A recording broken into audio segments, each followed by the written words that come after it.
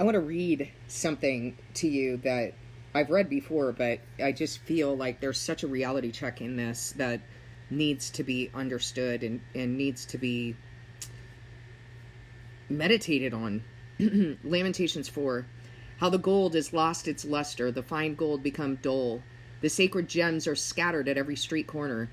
How the precious children of Zion, once worth their weight in gold, are now considered as pots of clay, the work of a potter's hands.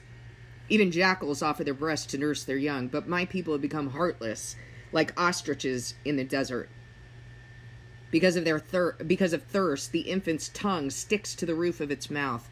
The children beg for bread, but no one gives it to them. Those who once ate delicacies are destitute in the streets. Those brought up in royal purple now lie on ash heaps.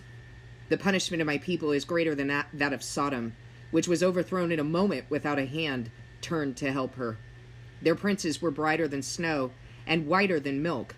Their bodies more ruddy than rubies, their appearance like lapis lazuli. But now they are blacker than soot. They are not recognized in the streets. Their skin is shriveled on their bones. It has become dry as a stick.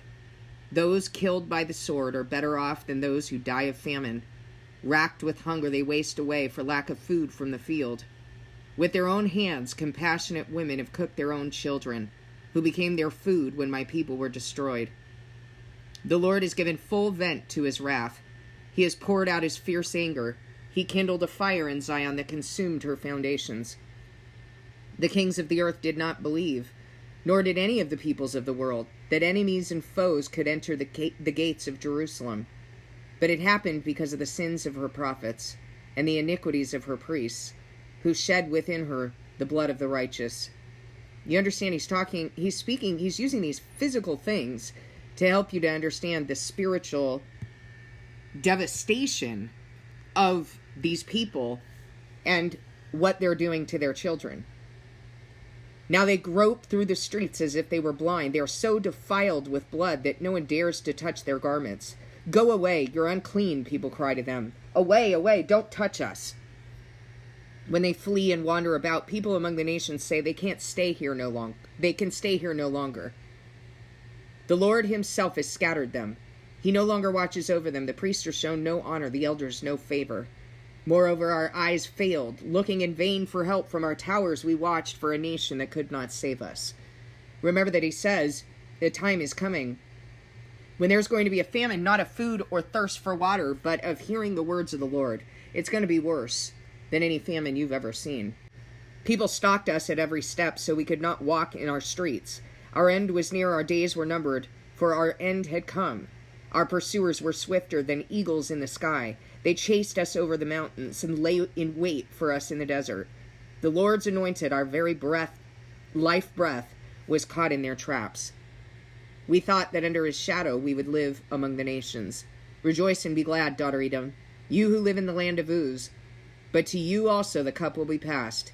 You will be drunk and stripped naked. Now let me just point something out to you. He's being ironic. He's being sarcastic here. Rejoice and be glad, daughter Edom, you who live in the land of Uz. But to you the cup will also be passed. You will be drunk and stripped naked. Your punishment will end, daughter Zion. He will not prolong your exile, but he will punish your sin, daughter Edom, and expose your wickedness.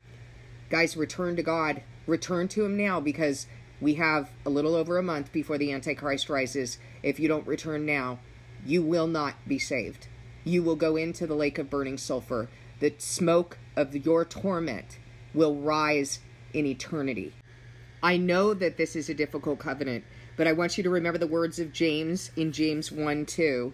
Consider it pure joy, my brothers and sisters, whenever you face trials of many kinds, because you know that the testing of your faith produces perseverance. Let perseverance finish its work so that you may be mature and complete, not lacking anything. So when God is pushing you to the wall, you need to understand that he's purifying you, making you spotless, and refining you, and that it's got to be a completed job. You cannot stop before the work is done. Your deeds cannot be finished in the sight of your God. You cannot be lukewarm. You have to decide, are you going to be hot or cold? Are you going to serve him or not? Are you going to give him his rights to you to make you into what he set you apart to be? Or are you going to stop just before that covenant is completed, and everything you will have believed, everything you will have suffered will have been in vain because you weren't willing to complete the race? Let perseverance finish its work so that you may be mature and complete, not lacking anything. If any of you lacks wisdom, you should ask God, who gives generously to all without finding fault, and it will be given to you. But when you ask, you must believe and not doubt, because one who doubts is like a wave of the sea, blown and tossed by the wind. You don't go to man to fill in the gaps for you. You need to use your shepherds correctly and discern them. Make sure that they are correct. And the only way you can make sure they are correct is by returning to God and putting him first. Then you will know how to use the people he has sent to teach you. And you'll stop replacing him and setting up idols before him who lie to you, who tear the hooves off his sheep and sell you for scraps of bread. But when you ask, you must believe and not doubt. Believe that he's going to give you that answer, and search in Scripture and by his Spirit. Don't go to anything else. Because the one who doubts is like a wave of the sea, blown and tossed by the wind. That person should not expect to receive anything from the Lord.